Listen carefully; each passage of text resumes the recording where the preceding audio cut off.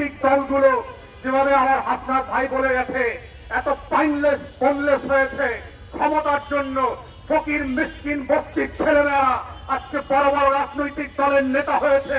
ওর নাম পরিচয় নাই, ওদের ওদের শিক্ষা দীক্ষা নদীর নামটা পর্যন্ত সুন্দর করে উচ্চারণ করতে পারেন না। তারা ইনকিলাব মঞ্চের নাম শোনেন নাই। তারা আগামী দিনের বাংলাদেশে অপ্রাসঙ্গিক হয়ে যাবেন।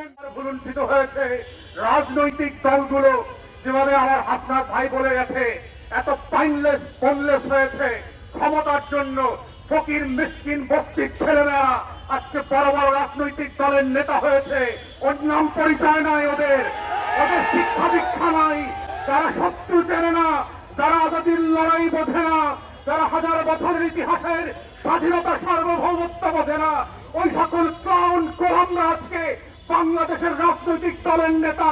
এবং তারাই প্রত্যেক পাড়ায় মহল্লায় এলাকাবাসীর কাছে ভোট চেয়ে বেড়াচ্ছে। তারা আগামী সংসদটাকে কিভাবে আজাদির সাথে বেইমানি করে, গণ অভ্যুত্থানের সাথে বেইমানি করে বাংলাদেশকে আবার নতুন করে দিল্লির কাছে বেঁচে দেবে, সেই নাটক মঞ্চস্থ চলছে। আমাদের বক্তব্য খুব পরিষ্কার, বাংলাদেশ 5ই আগস্টের অতীতে ফিরে যাবে না। বাংলাদেশে আওয়ামী লীগ ফিরে আসতে পারবে না। বাংলাদেশে দিল্লির দাসত্ব কায়েম হবে না।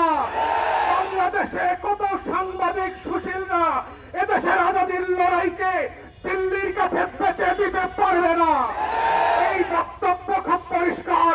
যারা বাংলাদেশের আনাচে কানাচে প্রান্তে ঘুরে বেড়ান নয়, যারা বাংলাদেশের অলিতে গলিতে টং দোকানে আজাদির আকাঙ্ক্ষা বোঝেন না, যারা ওসমান হাদির নামটা পর্যন্ত সুন্দর করে উচ্চারণ করতে পারেন না, তারা ইনকিলাব মঞ্চের নাম শোনেন নাই, তারা আগামী দিনের বাংলাদেশে অপ্রাসঙ্গিক হয়ে যাবেন।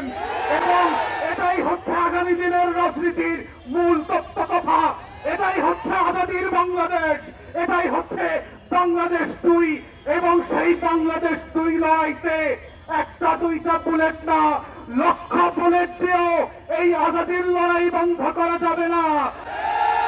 আপনারা বারবার চেষ্টা করেছেন, হেফাজতের গণহত্যা হয়েছে, 1,64,000 বুলেট পেয়েছিলেন। আওয়ামী লীগ ক্ষমতায় থাকতে পারে নাই। বিরোধী দলের 15,000 নেতা কর্মীকে খুন করেছেন, আওয়ামী লীগ ক্ষমতায় থাকতে পারে নাই। পিলখানায় গণহত্যা করেছেন, আমার 57 জন সেনা কর্মকর্তাকে শহীদ করেছেন। দিল্লির আধিপত্য টিকে থাকে নাই। নির্বাচন ব্যবস্থা ধ্বংস করে দিয়েছেন 16 বছর ধরে।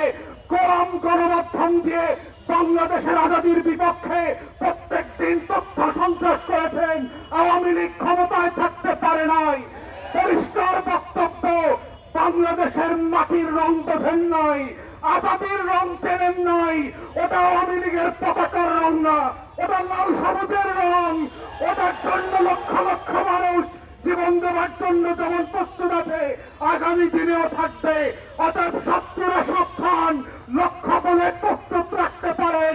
আমরাও লাল সবুজের পতাকা বুকে পেঁচিয়ে দিয়ে বাংলার আনাচে কানাচে আমার স্বাধীনতা আজাদির লড়াই চালিয়ে যাব।